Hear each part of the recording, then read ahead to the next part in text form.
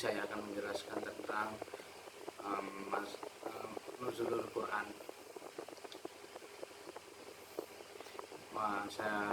Mari kita mulai. Saya akan memulainya. Yang pertama adalah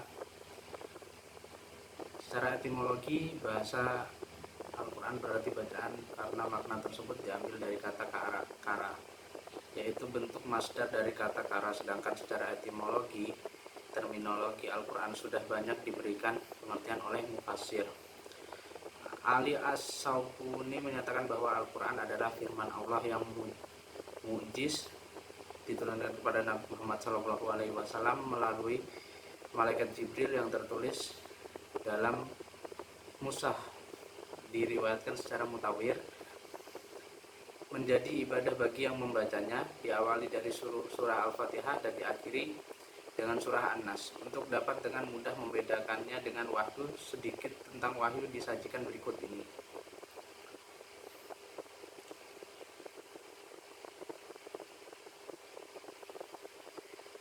Setelah itu cara penurunan wahyu diturunkan kepada Rasul atau Nabi secara rahasia dan sangat cepat.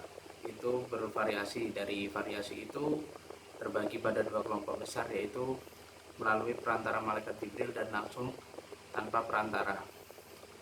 Yang pertama melalui malaikat Jibril.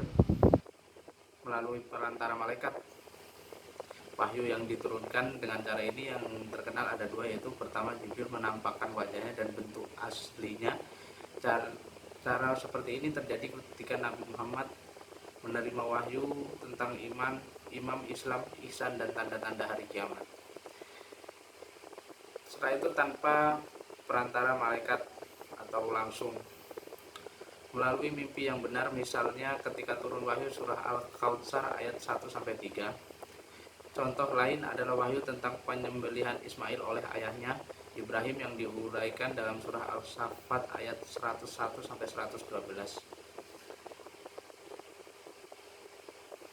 Pengertian nuzulul Quran. Nuzulul Quran itu artinya adalah turunnya Al-Quran untuk yang pertama kalinya, biasa diperingati oleh umat Islam yang dikemas dalam suatu acara ritual yang disebut dengan nuzulul Quran. Turunnya Al-Quran untuk yang pertama kalinya merupakan tonggak sejarah munculnya satu syariat baru dari agama Tauhid, yaitu agama Islam, sebagai penyempurna dari agama-agama Tauhid sebelumnya. Ayat-ayat Al-Quran tidaklah diturunkan sekaligus secara keseluruhan, tetapi secara berangsur-angsur sesuai dengan ketentuan yang ada. Itulah sebabnya ayat-ayat Al-Quran atau surat-suratnya yang diturunkan tidak sama jumlah dan panjang pendeknya. Terkadang diturunkan sekaligus secara penuh dan terkadang sebagainya saja.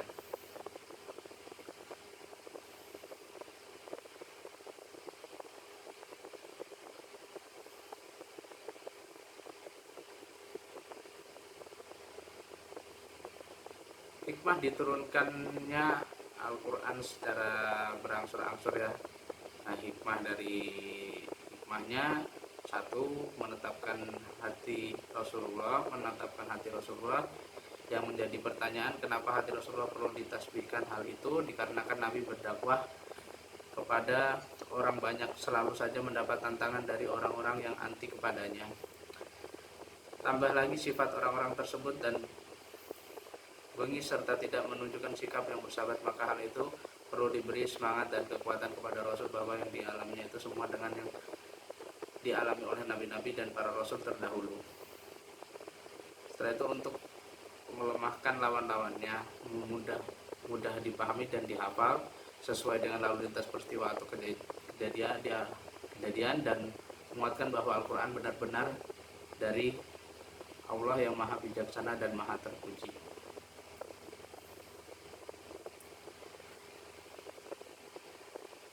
Nabi, kesimpulannya dari ini, Nabi Muhammad Sallallahu Alaihi Wasallam adalah Rasul Allah yang diberi olehnya mukjizat yang amat berguna bagi umat manusia. Bahkan sampai zaman ini mukjizat tersebut menjadi tuntunan bagi seluruh umat. Barang siapa yang mengamalkan ajaran yang terkandung di dalamnya pasti akan selamat di dunia maupun di akhirat, dan barang siapa yang melalaikan bahkan tidak mau memahami yang niscaya akan celaka.